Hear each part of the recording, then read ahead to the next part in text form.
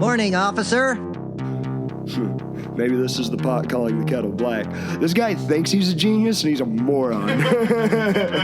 Oh, this is live. Think of like the dumbest cave troll let you know. You looked right at me when you said that. You're not the dumbest. Here are the facts as I see them. Hello, everybody, and welcome to a very special Saturday recording of the Bandit's Trail of Conspiracy. Welcome, everybody, on Instagram. This is a live feed. This is neat. We're doing this with no net. We're going to do something a little different. We're not going to talk about how our week was. We're not going to get into current events or politics or history or none of that. Well, maybe a little bit of history. But this is the Bandit's Trail of Conspiracy. Until y'all think of a better name and send it to me. But a lot of good names have been taken, like Conspiracy Corner, I think, is taken by some. That was a good name. Horrible event. Good name. But anyways, so here on the Trail of Conspiracy, this is going to be our little special episode where I just thought it'd be really fun to think of every conspiracy we could. Because Merce isn't really neck deep in this part of the schizophrenia class. They scare me. Yeah. I don't do scary. Yeah. But so I dig into them. And don't get me wrong.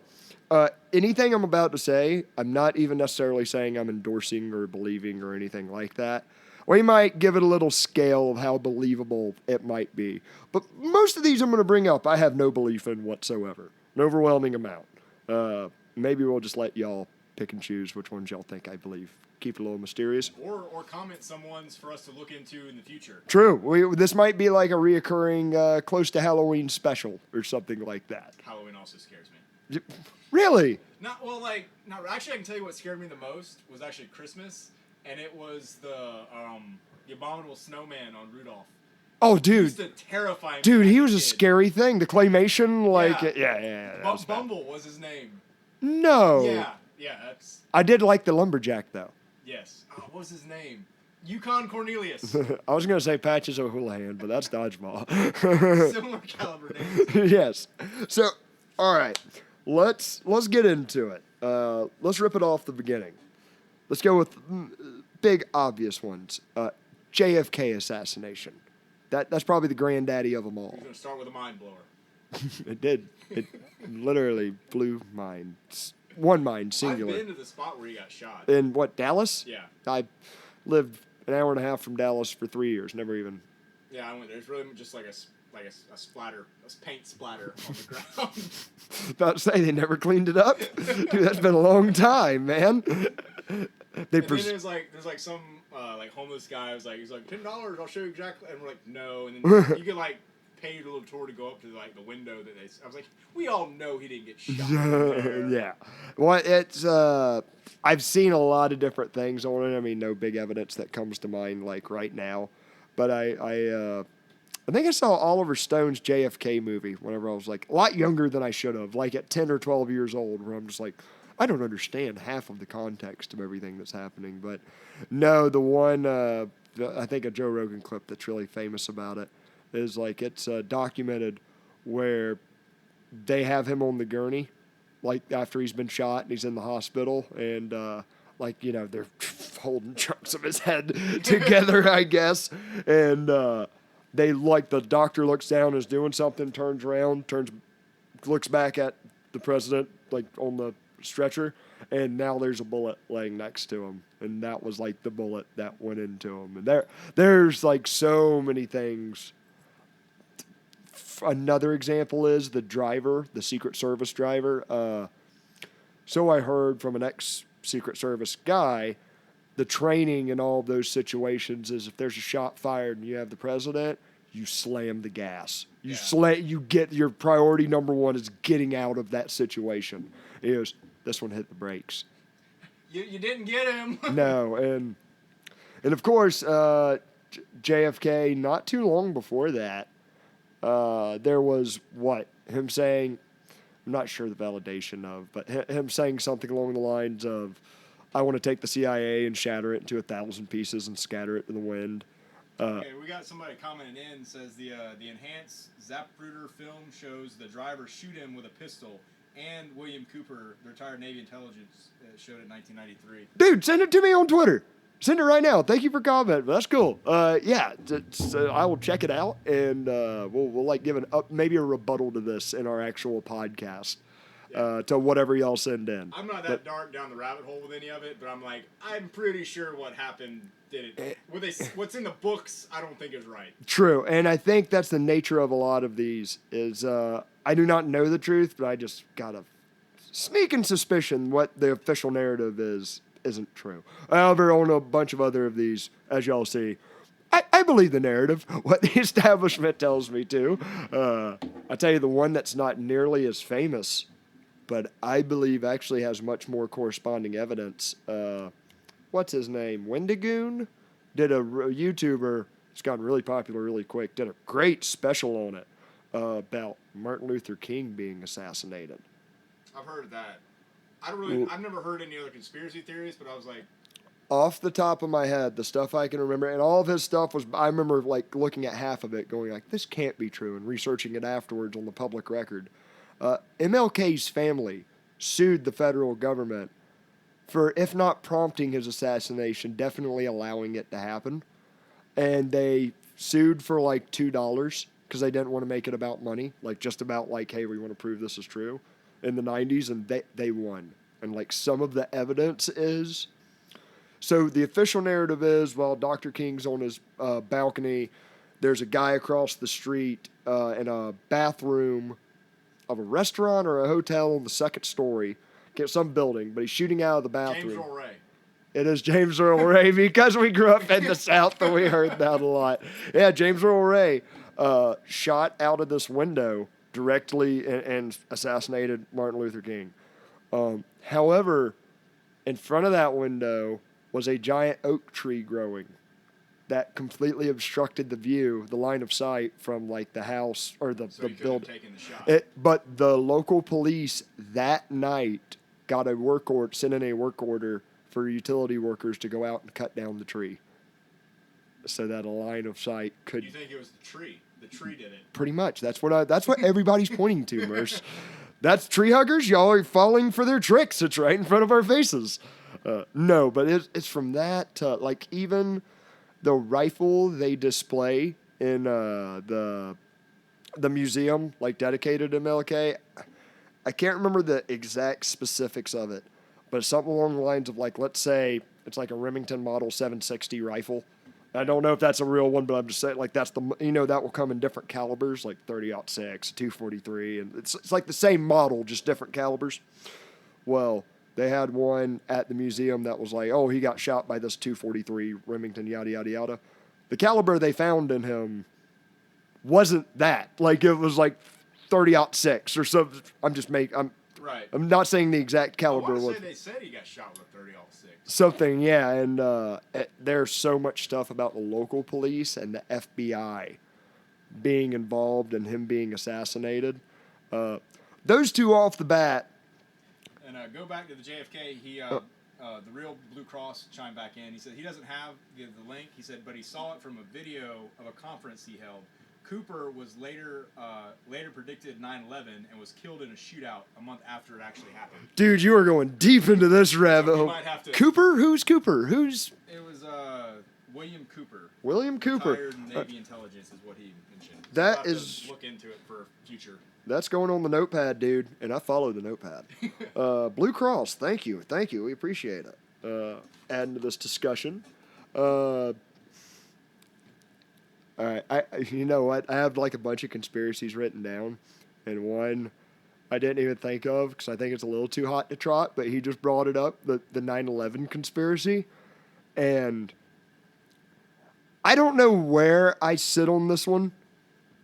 I know there are people that believe it to be a conspiracy that are so much in the bonkers realm of like there wasn't even planes that hit. It was just like missiles. I'm like, that's too much. That's way, for me, that is too much of a leap to even try to believe that. However, there's some funny stuff with Donald Rumsfeld, and I tend to lean on like 9/11 for the most part was done by pissed off Muslims, like South Park said. I can see where they're like they let it happen. I could see almost like a Like Pearl Harbor. They just kind of like turned around and like, yeah, the keys are in the plane. Oh, all right, we got to invade the Middle East now. Yeah, I don't know. That's such a weird thing. It's I don't know. You know what? I think we could put all of that into like one slice. 'Cause I'll tell you what I think's funkier than 9/11 was Osama bin Laden's funeral and assassination and all. I don't know what it's like. Assassination normally has like a really bad tinge to it. It should, but no, he needed to get shot if what he did was accurate, as we were told. So with that. Yeah, what was it, Merce? Like, after our Navy SEALs took him out, immediately there was no photographs of the body or anything. There's the one picture you see with a bullet hole in his head. Yeah, and it's like a real rough picture, isn't it? Yeah, looks like just a classified like photo on it. Yeah, and then they immediately take his body out to sea, and throw it out there, and then I don't know how accurate this is. Wasn't the whole SEAL team that? I think SEAL Team 6 was in a helicopter crash. Yeah, I'm like, man, that is around these giant powers. I will say, if all of these conspiracies are completely unfounded and false, which they might be, what just a series of unfortunate events to surround a certain group of people. Convenient. Because is always back to my. Yeah, true. So. You know, those are some of the more well-known ones. The moon. I think those are ones that actually started making people dig into other things. I will say this: like, as much as I don't believe 9/11 was like, I don't know if someone planted explosives or whatever, but I think it's healthier for a population to lean more towards in that direction than just everything's gonna work out fine and just listen to everything they say on. It's true. Yeah, that's how you end up with authoritarian dictatorships, or not even those. There's other means of total obedience. Okay, what if things are really that bad? Would you rather be lied to or be told just how really effed everything is? I'd rather be told how effed everything is. I think I would too, but I do think there is some credence to the fact that a good chunk of the population probably couldn't handle it. I've always said if there isn't a God, as much as like I believe in a God, if there's not a God, I'd rather know that. I would rather for certain know the truth and then deal with it accordingly. Right. But I just, there's no one hard answer on that. Calm down, screaming atheist. I hear you. Yeah. Y'all got all the answers. Anyways, moving on to conspiracies. Is God real? That's a conspiracy. Any new comments, Mr. Checker? Yeah. Oh, well, no, the Blue Cross chimed back in about a book called Behold a Pale Horse was written by the Cooper guy to check out. Behold a Pale Horse. And then I guess right before 9/11, too, I did remember that. He made a comment about Rumsfeld.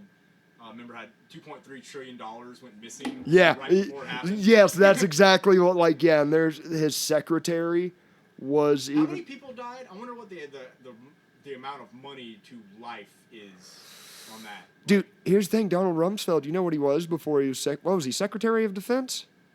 That's something close to that. I was in middle school then, so I wasn't really.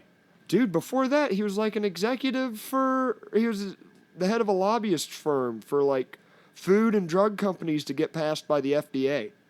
Oh, that's nice. Yeah, so he went from that to wars. And 2.3 trillion ended up disappearing. Yeah, Blue Cross, I know that part is correct. That's one of those funny things I was talking about.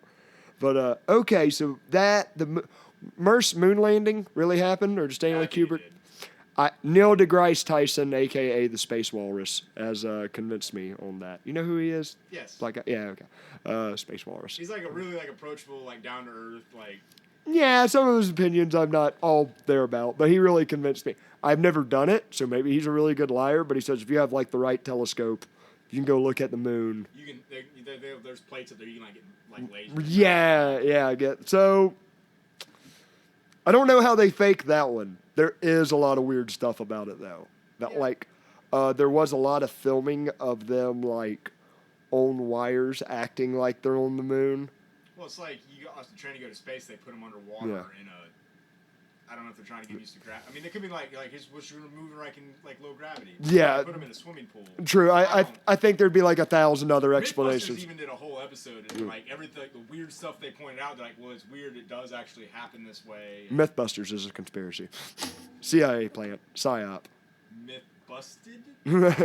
Busters of non-myths. Anyways, no, I don't know. They seem like friendly fellas. Let's move I on. heard that the two of them hated each other. Or the one with the walrus-looking one, he did not like Adam, I guess, but they got along good for throughout for the show's purposes. But I've heard in like real life, he didn't like Adam. I could see his personality just like, leave me alone, you annoying twat.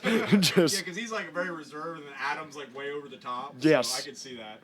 Adam needs Adderall or takes way too much of it. Probably both. Probably. He's got a sweet spot, and I don't think Either really high or really low. All right, so what we went over. I want to get the bigger, juicier ones kind of out of the way and talk about some of the more fun, niche conspiracies. I'd say those probably would be your basket. Yeah, and but everything's kind of a result from there. Everything's a basket. That's a new one. Writing it No, down. not everything's a basket. I would say, but that would just make like if you had to pick a basket, like the main ones, that would be. Yeah, and also like Aliens Area 51. I think. I'd say probably the biggest one now would be like Flat Earth would probably be. Sadly, yeah, and there's just too many. I think it angers me whenever I have to talk about it because. It makes more sense for things to be round in the universe than flat, because gravity's always pulling on them and pushing them like a kind of spherical shape. I've never heard one theory or reason why where I've been like, that kind of makes sense. It's more like, that is the dumbest thing I've ever heard. Yep. Yeah, and that takes a really hard level of dedication to believe a lot of people are in on that. Like, as much as people loved in history to explore and travel, invention airplanes, it's just like, nobody ever came back and like, hey, there's a giant wall of ice. Like, Antarctica. Yeah. Ba-ba-bum. Yeah, but it's not. If you try to go south, you just hit that wall. It's like, okay, the North Pole. Yeah, same thing. That's the other wall. It's the other side of the wall. I could have fun with it. Okay, so if anything, then you still got half a globe. The world is snow globe shape. Yeah. It's not flat. It's just like the underside's flat. I could hypothetically. My brain can actually kind of see where it's like, because if you look at a map of the globe and you look at the South Pole, every way is north from there because it's circular.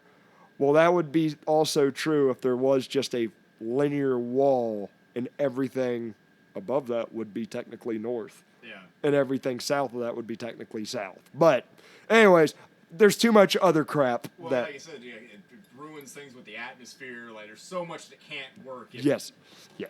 I've My favorite is like there was like the conspiracy theorist. He's like setting all these like things out. And he's like, all right, there should be no drop, and he like proves himself right. He's like, well, that could only work if, and you're like, ha.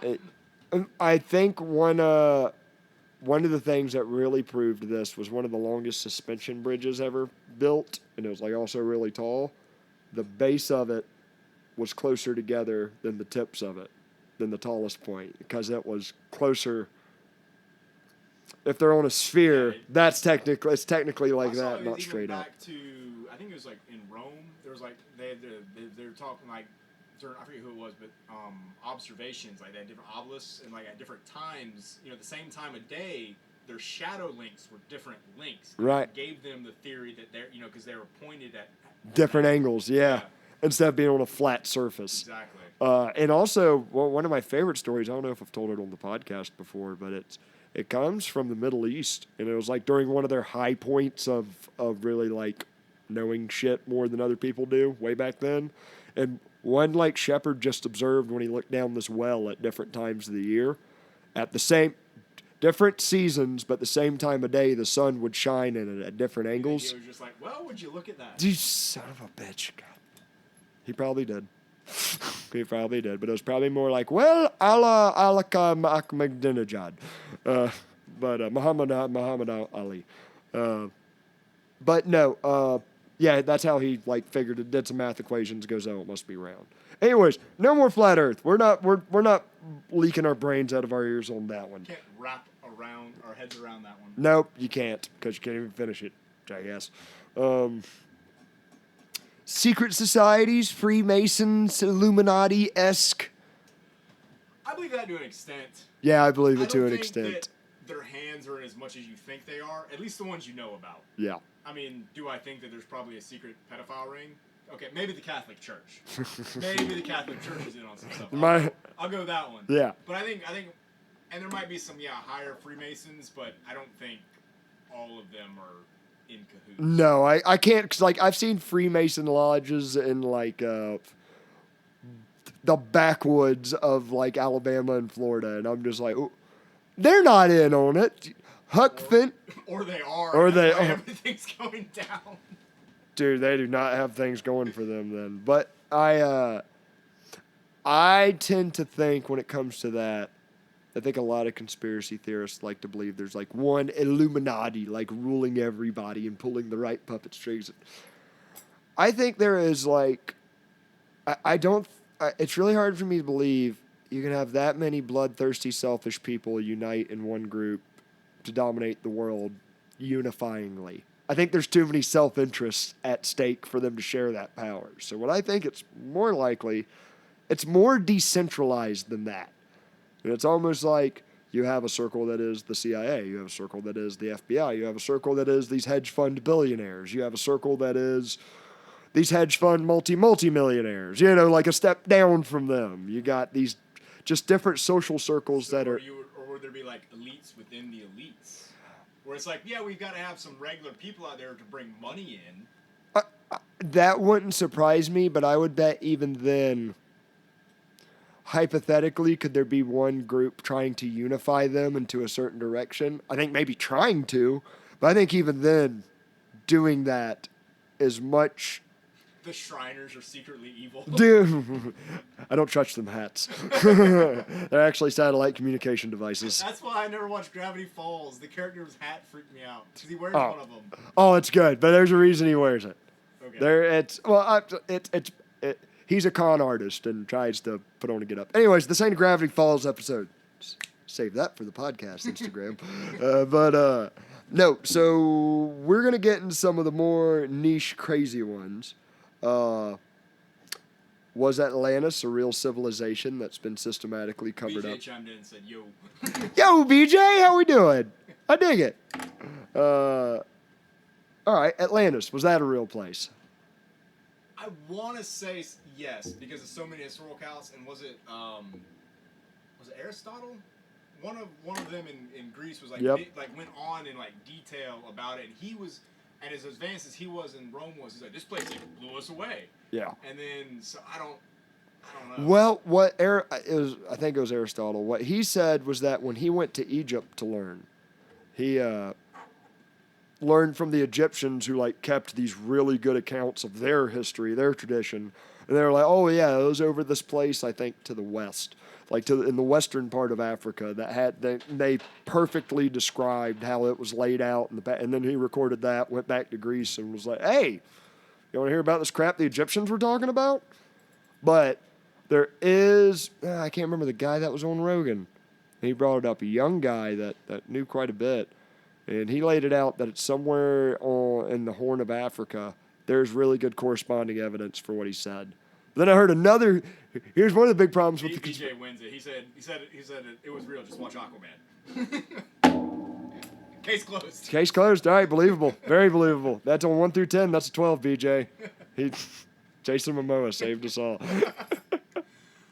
One of the biggest things for Atlantis, you can be like, is it's like what we've only just like explored like 1% or 10% of a whole ocean. You know. And they have found wild stuff. Like I know off the coast of Japan or China, they found what appears to be a large chunk of like, so they thought pretty much this kingdom palace just went down to the beach, but then they found out it goes much deeper off than that.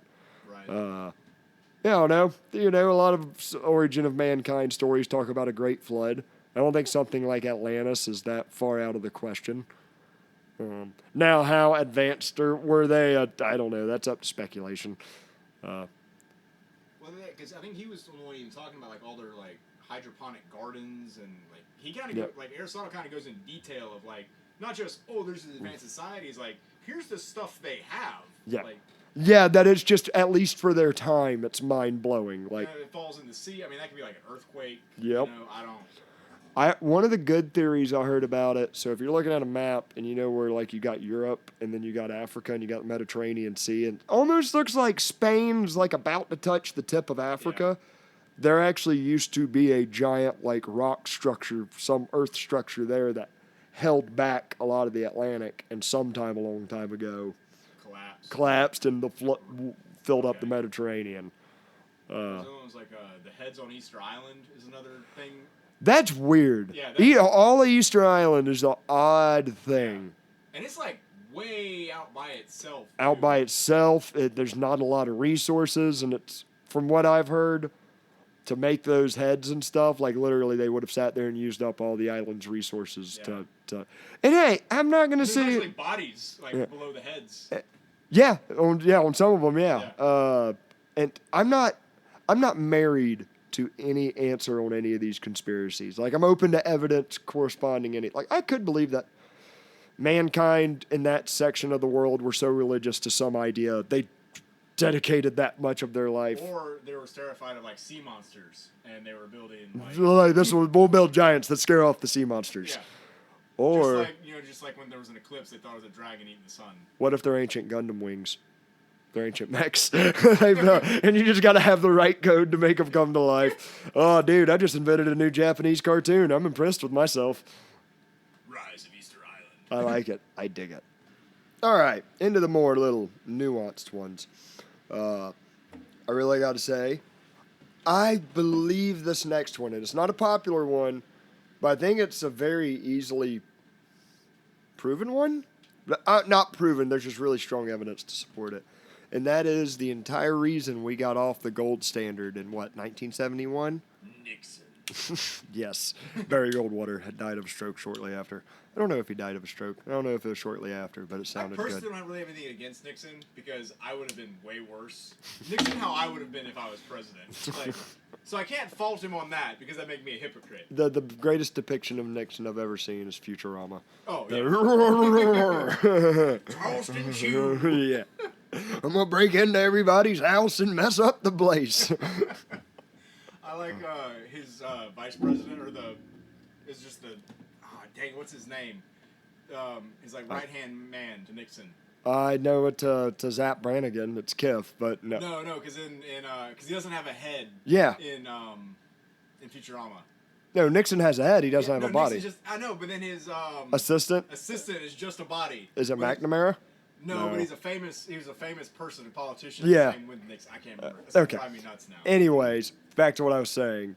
So in 1971, Nixon got off the gold standard, and a lot of evidence I've heard points this towards. We had the Marshall Plan after World War II to help pay for rebuilding Europe, and we paid it to them in a bunch of IOUs in gold. It was supposed to be like a loan to help them rebuild after being war torn.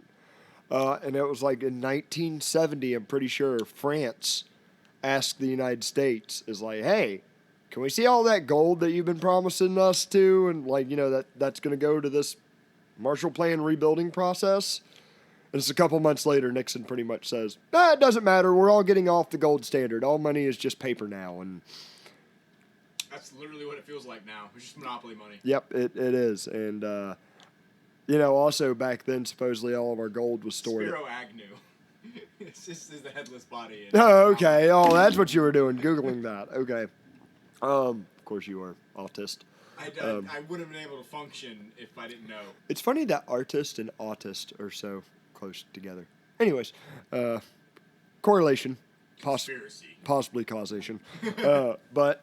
So, yeah, that was pretty much the gist of it. The whole reason we got off the gold standard was because we loaned out a bunch of money we could not back up with our actual gold. And now we're here. Another one I've heard.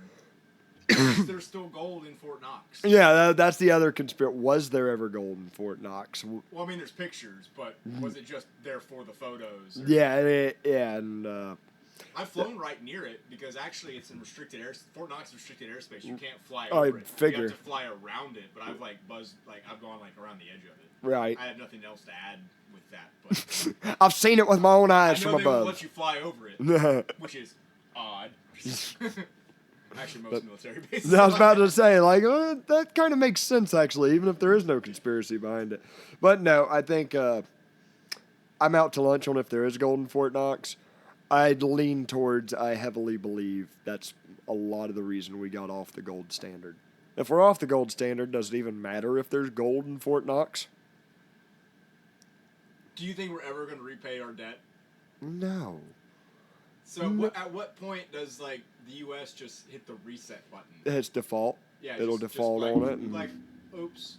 And then I don't know what the hell happens. It's all like digital money, like on just numbers in computers anymore to an extent. Well, my thing is like what happened to Rome. I mean, there was no big thing that took Rome out. It's just after a while. That's because they kept losing their money. I mean, you still find their coins everywhere. Yeah. Well, do you know how they did their own version of inflation? Did I ever talk about that? Melting down the coins? No. So, like, when Rome starts, like, becoming an empire, they have their coin, the denarius? I might be pulling that name out of my ass. But they have their coin, and as the Roman government starts spending more, according to a lecture I remember from Tom Woods, by the way, as they're spending more, they need to have more money to spend. So as they get their money back in circulation, they would melt it down and start putting iron and like making it less pure.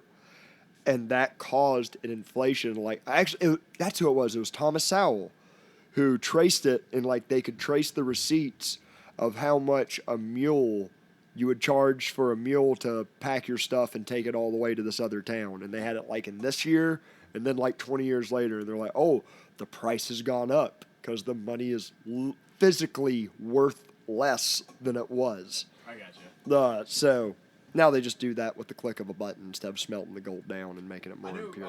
I was reading like when the U.S. was like first starting out. That's the reason the coins have the ridges around the edges, because when the coins are still pure or silver, or whatever, they would grind a little bit off the edges and keep saving the shavings and the pilings and make other coins. So the coins would be actually a little bit smaller, and Wow. they're using it to be able to make another coin or shave some of the metal off. All the extra That's parts. why they have the ridges around the edges now, so you can tell that nobody's like Shaved it off. yeah.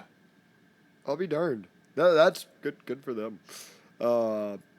So, all right, speaking of financing and stuff like that while we're in this realm, this is one of my favorite conspiracies I've heard, and I'm so middle of the road on it. It's the fact that the USSR, United Soviet States of Russia. Sorry. Yeah, I just wanted to I remember Ray Stevens' song Surfin' USSR. It was a parody of Surfin' USA. But I digress. No, so the conspiracy was that the communist revolution was not only funded, but controlled by the large international bankers. And I know that seems to go like, what do you mean? That seems like they would want the opposite of that. But here's the thing. As a collective, the USSR was like a central control mechanism to influence a population directly. Now, here's some of the evidence that points towards this. So the communist revolutionaries during the October Revolution, and there was a provincial court after that, but then eventually the Bolsheviks totally took over, and that was Lenin, the bald guy with the funny mustache and the beard, and Trotsky, the guy with the kind of Jew fro with the glasses that looks like he's fried out of his gorge half the time. Yeah. He was like that John C. Reilly character. Yeah, he's a skinny John C. Reilly. Is like perfect with glasses. So before the revolution, if I'm remembering correctly, I think I got this from not Colbert Report, because that's what Stephen Colbert, but it's Really? No, it's not him. It's a different Colbert. The Colbert. So, look, I can't remember it off the top of my head, but I do remember like these facts that I later researched found them to be true. Before the revolution, Trotsky actually lived in New York City, and I think he was a Russian or Ukrainian, and he was like writing his theories about upcoming Marxism and stuff like that. And the apartment he rented out cost quite a bit of money, and cost more money than he made in a month. Okay. So somebody seemingly was funding. Now, he was kind of like an influential person, a little bit of a vagabond, got around in social circles. It's kind of like the Steelman theory is like, well, he kind of conned people out of that money, or got them. A gracious way to put it would be. The Beatles. No, it was before the Beatles, way before him. That some of the socialites were funding his lifestyle, and that you don't have to have deep conspiracies to the bankers for that to happen. But before the October Revolution, he took a trip from New York, and his plan was to drive by car across the United States-Canadian border to get to like the western coast of Canada, and then take a boat or take some kind of ferry over to Russia and kickstart the revolution. Now, he happened to be pulled over at a checkpoint or investigated or something along the lines of the way. It was noted for the public record, like in the back of his trunk, he had a huge case of gold bars. And then he happens to go over to Russia. And then, they let him go. They don't keep him because he's like just getting back home or whatever. They let him go. He gets back to Russia, and not too much later, the October Revolution kicks off. And it's almost a big briefcase of money. Dude, I don't know. Check the sources on that. But if you call BS on me, I'll take it. But when I heard it laid out, I was like, man, what a way for very powerful people to gain control over a region and not have the people know that they're in control. And just make up some bullcrap excuse of, it's for the good of the people, the collective that we do this. But actually, that's what they always say. Yeah. And it's just really these big bankers pulling the shots. Which, hey, I know the big bankers were pulling the shots in the United States around the same time. Like, they're really dictating where the Marines go for banana republics. And I talked about Smedley Butler a couple episodes ago. This is all that same time era. So there's a whole lot of international chess pieces moving around. And that was one. I'm not completely sold on it, but I'm like, I could see some fun connections to make that make sense. That's when you had to do it physically. Now you can do stuff with a push of a button. Yes. Wire transfers. And back then you actually had to manually move stuff back and forth. USSR started by the bankers like J.P. Morgan Chase. I think he was also... then you intending to say the USSR defaulted on its loan? They kind of did. They couldn't keep up the pay. Like banks repoed the country? In the 80s. Yeah. Yeah, you could say something along those lines. And it was like a come one, come all, get what you can of Soviet surplus that's left over. And they auctioned it off on the steps. Dude, yeah. A lot of it was. So that was the more like technical and conventional theories. Let's get into some more otherworldly ones. One of my favorites that I wanted, I don't believe it, but I want it to be true. Inner Earth. Yeah. Agartha. I want there to be caves that lead to an underworld that's totally different than... Yeah, when I read that book as a kid, I was like, oh man. What, Journey to the Center of the Earth? Yeah. Yeah. I was like, that's so cool. Like, and I thought that would really... And I was like the same thing. I think most kids, dig a hole in your yard, and you really believe if you keep digging... Before I moved out to the ranch, it was me and a neighborhood kid. We dug, and then we were so annoyed when we hit water. Because Florida, don't think about the water table. We dug like 4 or 5 foot down. Yeah. And we're digging. And good on my parents at the time. Well played. But they're like, oh yeah, keep going. You can do it. And they're like, oh, that boy's gonna sleep good tonight. Yeah, he gonna be out, son. And they're just so annoyed when we hit water. And they're like, oh, we'll just move the hole over a few feet and keep digging. And did it still didn't know don't know geology at 8 years old. No. But that's glorious. we keep hitting water. Man, let's try a different spot. So much water spots around here. No, but I'll tell you, and there's, did you ever hear of, was it Operation High Jump down in Antarctica? I think I mentioned it on an earlier podcast. I don't know if I know the name of the operation, but is that the one where the guy tried to cross it, or they and then made it super classified? And yes, there was a large naval operation, supposedly. I don't know. I wasn't there, but just a brief summary. Yeah. Some stuff went down there, and then didn't one of the guys disappear? I can't remember his name. Something Wallace. I want to say Yeah, I Wallace wanna is a say part of his. something- And he was a part of a scout, like it's like the Navy sent like a destroyer, I don't know, ship classes, big boat full of a lot of people down to the Antarctic, I think, to check out to make sure Hitler wasn't screwing around down there. I think that was a big part of it. And you don't even have to point to a cult or any crazy stuff like that. Like maybe he just has weird submarines hiding out down there. Just be like, yeah, there's just a giant landmass that nobody's at. We should maybe Check make out sure. that humans have been able to get footholds in before. Hitler's not literally hiding under the bed. Yeah. So they get there in one of the scout planes, something Wallace. And we just happened to look it up. It's actually Admiral Byrd. But no, his. Not even close. Nope, not even close. I don't know. Maybe I was thinking of Braveheart and William Wallace. But nope, not a Scotsman. Supposedly his diary goes into how he flew his plane and over a ridge and saw it was like a hole that led in the inner earth that he could fly his plane into, and alien beings came up on some kind of UFOs and guided him in and told him about their secret society and how they can't mess with humans until the time is right. And so it's a whole lot of. I'll give them this. I kind of believe a lot of that is made up because that sounds way too fantastical. Because it's even questionable I'm if the picturing, diary. they're just stuck in the frozen Arctic of nothingness on a boat. And just Muppets Cabin Fever. It's all in his head. He's dude, it's on that level of how they bring me to their golden city that's inside the earth. And yet I'm like, dude, for a fictional book, this is pretty good. like this is some wild stuff to be writing in the World War II or whatever time it is.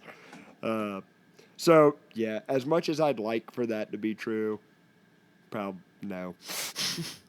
It'd be neat. Another one that kind of along those same veins is the Nephilim. Okay. You kind of know what I'm talking Yeah, about. that one does kind of creep me out a little bit. Yeah, it's some wild stuff. I think I've talked about it on the podcast before Or a little bit. if you go biblically, what angels are really supposed to look like, Oh, that's also terrifying. Jesus says, "Be not afraid," for very good reasons. Yeah. They're horrifying. Yeah. Looks like something from another dimension. Yeah. Yeah, which who says they're not? But no, Nephilim was what pretty much angels wanted to come down, screw human Earth women. Angels it'd been like the angel-human hybrid. Yeah, Genesis chapter 6. If y'all think I'm full of crap on this, think about how many God-human hybrids are in Greek mythology. Yeah. Too. Well, even in the Bible, I think in the King James version, it says these are the men of old, men of renown. And from what I understand, it's all these legends you hear about Hercules and they're. And then where did they find the giant bones that disappeared? That was a thing. Now, I've heard a lot of that. I saw pictures of what looked like giant skeletons that I was bought hook, line, and sinker on for about a year.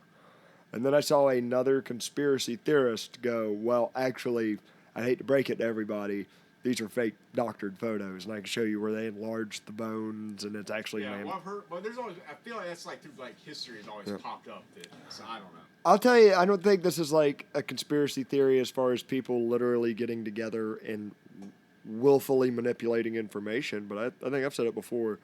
The historical account as we know it, I put in air quotes, on everything from how we evolved to how human development has gone. I think that is. I'm not saying it's untrue, but I think it's very odd for everyone to just go, this is definitely true exactly how this happened. That takes faith. I mean, I'm still pissed they're putting feathers on dinosaurs, so. It could be real. So, okay. Those were the fun ones. I guess more fun, less believable. I want to say something to Merce, and I want to get his reaction on this.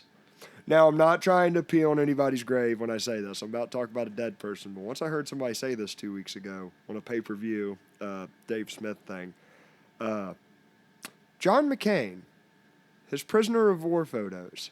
You know what I'm talking about, right? When he's at the Hanoi Hilton, you've seen him, right? Yeah, I think so. Isn't he about the fattest POW you've ever seen? I can't say that I remember the photos well enough to chime in, but I asked my mom about this, and I was like, the one thing I definitely remember about them is his chubby face. But he might be one of them chubby faces that. Well, even like, I don't know if he's like a good actor, but like his whole career, he couldn't move his arms. Didn't he have like shoulders broken? True. He did have like, it could have been like when he first got like an arrival photo, like your first day of vacation. Yeah. Like a. Yeah, could have been. Because I didn't know he had like shoulder arm problems. I'm gonna have to rewatch him. I think they broke his shoulders like multiple times or something. Ever since that guy said that, I was like, and I'll say this: like in McCain's defense, the one thing I actually liked about McCain was he was very anti-torture. Yeah. Like there wasn't a war that he didn't like. He loved getting us in all of them, but in every one he's like, no, we're not torturing people because that sucks. Good old clean war. Yeah, we're just gonna bomb up innocent people. That doesn't matter. But as long as we don't torture them, we're good because that hurt me. I do know that he was kind of used as a bargaining chip by the North Vietnamese. So I'm sure. I know they couldn't. They weren't going to kill him. No, because he was like a corporal's son or something. Well, he was also, I think, higher ranking. So he was an officer to be a pilot. Which, hey, dude, if the official story's true and that's like good, like that's badass. Because most of the time you hear about those general sons or admiral sons not being in combat or whatever. But good on him. If it's true. What was another good one that I heard? And I was like, oh man, I can play with that for a while. You know, it was an absolute true conspiracy, and it's a fun lens to look at it through. The Constitutional Convention. Okay. It was a literal conspiracy in every bit of the word. I mean, you think about it. The most powerful people in the nation at the time, a free United States, free America, right, got together in secret in Philadelphia with no press allowed whatsoever and formed a government without ever notifying any of the population. Without, like, they brought up Federalist Papers and Anti-Federalist Papers, true. But I mean, like, and they, over the course of a week or two, I can't remember, planned out the federal government, and when they got done, they enacted its existence upon the people. Okay. Like, I heard Michael Malice spin it that way one time, and I'm like, it's really hard for me to fight that logic. I can see that, but does it make, at the time would have been a conspiracy. Now it's fact, because how does that work? Now, hang on, what is a conspiracy? I feel like that's something like, okay, that's a good one too. I don't know. A conspiracy, technically, is people getting together to plan an event. Because that's actually how it's. Yeah, you and I conspired to do this podcast. Like, you could use it and not say. Now, there's a good conspiracy theory that the term. It's like an underlying truth or an underlying something. That's typically what it refers to nowadays. But, I mean, if you're literally talking about conspiring to create a government to rule people, like stuff that people normally think of when they think of New World Order or Illuminati or whatever. I mean, the World Economic Forum. Or that's the one where I was trying not to mention. Because we have brought that up about every other show at least. I had to. Yeah. Hand grenade. Yep. All right. One of the main things I really wanted to draw from this, we've talked about some really silly stuff. Oh, one of the good ones. I'm just gonna talk about silly. Paul McCartney, he actually died in the 80s. Okay. And they talked about, I'm stealing this from Dave Smith's special, but crucify me, but it was good. Supposedly, so there was reports that he did die in the 80s, but then that came out as a hoax, like a week later. And the conspiracy theory is he actually did die, and that wasn't a hoax, and they had to get a replacement for him. And what they had to have done has gone up to the luckiest Paul McCartney impersonator alive and said, listen, we know you like pretending to be Paul McCartney.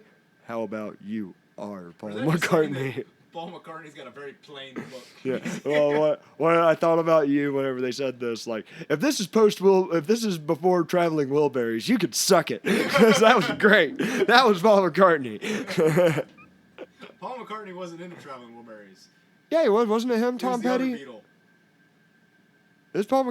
Was it George Harrison? Yes. Oh, George Harrison was in the Traveling Wilburys. Well, then I misunderstood a joke, and I feel bad. Because Paul McCartney's still alive. George Harrison's dead. True. All right. The thing we're going to say now, we are not trying to. I just realized so many of the Wilburys are dead too. Oh yeah, like Roy Orbison, Tom Petty. Tom Petty's deader than shit. Yeah. The Bob Dylan, I think Bob Dylan, and then the other one I think goes. No, I think only Bob Dylan's alive. Bob Sadly. Dylan won't die. No, he won't. He's an odd. There you go. There's a conspiracy. Bob Dylan's deal with the devil. Yeah, supposedly. I'll tell you. Oh, whoa, hang on. Yeah, now I know what you're talking about. Have you seen that interview? Where he says my work or The deals. Dark Overlord told me to do this, and I met with him, and he gave me the power to play And this. he says my deal's not done yet, or the. But there's a part of me that thinks like, just that's knowing crazy Bob Dylan. that's just crazy Bob Dylan just probably trolling the lady. I mean, what? That's about the time of satanic panic in like the late '80s, early '90s, right? Yeah. Well, wasn't it before that? Like, if you like did a record, one record, is that Back- 70s, 80s? Suppose I've heard it about AC/DC, Kiss, Pink Floyd, Yeah. and if you play it backwards, it has a different I message. don't think but- any of them thought that far ahead into it. I could see Pink Floyd doing Okay. it, but I can't see them being mean about it or Yeah. evil about it. I see them more like, you're tripping your balls off and you don't know it. Like, that's more Pink Floyd. Even though I've heard they never did drugs, but I don't know if I believe that. That's a conspiracy. I don't believe that for a second. But I really want to Or tell they you. did one bad trip, and that was enough to make them never want to do it again. I think Wish You Were Here is about them being given a medicine. One of them being given a medicine that they did not like, and it made them trip way too hard. And they were like, no, I'm not doing this anymore. Yeah. Don't know. Y'all are free to correct me. You can't get on Pink Floyd's level on a sober plane. No. Well, I like what my brother said. He said they're either the band that did all the drugs and got brilliant because of it, or they were the band that was naturally born brilliant and never needed drugs for it. Which I don't know which one's scarier. One of them licked a toad at age 7 and just never came down. It's almost like the sober guy that knows how to dance really well. It's like, what is wrong with you? Why do you have so much confidence? I don't even get out of my chair. If No. I got a buzz. No, me neither. No. But so I'll say this. I'm not trying to encourage anybody to believe any of the things I just said. They were just fun examinations, fun goofing around. But there is one thing I love tying it to. Now, you ever heard the Sturgill Simpson song, Turtles All the Way Down? I know Sturgill Simpson. I don't know. I'm not familiar with that one. Oh, dude. I mean, I'll be honest. It's a real slow and twangy song. But the bass of that song, not like the bum bass, not that bass, but what they based it on is one of my favorite things I've ever heard. You know, Stephen Hawking, the robot dude, that's a genius, right? You're supposed He's dead. Oh, is he? Yeah. Whatever. He was at a lecture, I believe, when he was younger, before he got famous. He was listening to like a college lecture, and there's like a physicist up on stage talking about all like everything from the Big Bang to now and how everything had to perfectly correlate and yada yada, going on a big college lecture spiel about how existence started. And he's having like a Q&A session at the end. And everyone's asking like, well, what about this scientific theory that da-da-da-da? And he's like answering them back and forth. And finally, there's this like really disheveled looking woman who looks like crazier than shit. She raises her hand, he picks on her. The scientist does, give him the lecture, and she goes, yeah, Mr. Professor, I understand everything you just said, but you left out one very key detail in your analysis. Professor's like, what's that? She goes, this whole reality sits on the back of a giant turtle. And the professor, kind of being an ass, but wanting to play along. I've heard, like, in his real life, Hawking was kind of a dick. Oh, I've heard some bad things. I don't want to quote any of them because I don't know them off the top of my head, but yeah, that's what I've heard. But maybe if you're smart enough and you don't like stupid people, you're just a dick to them. Where do you think karma got him? That's why he was in the chair. Yeah, maybe, or he's making up for it. But I digress. The professor giving the lecture after the woman tells him this goes, all right, well, question. What is that turtle? Well, if we're all in a reality on top of the back of a giant turtle, what's that turtle on top of? She goes, you're an idiot. Another turtle. and the scientist or the professor wanting to entertain her goes, and on top. She goes, no. You're missing the point, man. It's turtles all the way down. It's the whole way down. It's nothing but turtles. And, you know, she's crazier than shit and, like, having a... And my mind just keeps going to the spy movie. It's like, am I not turtly enough? Yeah, it's pretty, like, dude. And but here's what Stephen Hawking came away with that as, or understanding. He goes, listen, of course I believe the professor, like in most of his assessments that are based on sound logic and sound science. He goes, but we cannot ignore there is a chance that woman is right. And this Stephen Hawking, he's like, there is a chance no matter how absurd the theory, no matter how crazy the speculation. You can't prove her wrong. Like, but he said, like, despite all of our convictions and all of our studies and everything we've amassed of all human knowledge and understanding of the universe, there's a chance we're absolutely wrong and we're all on the back of a giant turtle. Just give me some like Dr. Seuss Horton Hears a Like vibes. it's like a thing to, there was a time in our country where they would drain your blood to try to heal you of ailments, and it's like we look at that as crazy now. Which trials come to mind? It's like, but back then they had. Think of their theories of how they got there. If she floats, she's a witch. If she drowns, she's.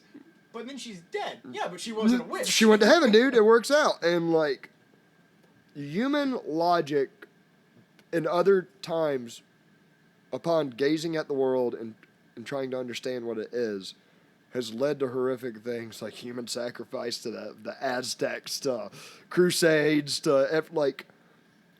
So, you have to understand that we don't fully know everything. And so any of these conspiracies, that as much as fun as I like having with them, there's a chance one of them's true. There's a chance all of them's true and none of them are true. And we're a conspiracy theory. We might be. Who knows? Maybe we're plants. Maybe we're glowies. Glowy plants. But well, I'm tired of going to work if this is all made up. Yeah. But anyways, people, we hope y'all enjoyed the conspiracy trail, or whatever better name we can think of. Follow us on Instagram, on Twitter, on Facebook at the Bandit Radio Hour, and keep tuning in. This has been fun, and we'll see you around next time.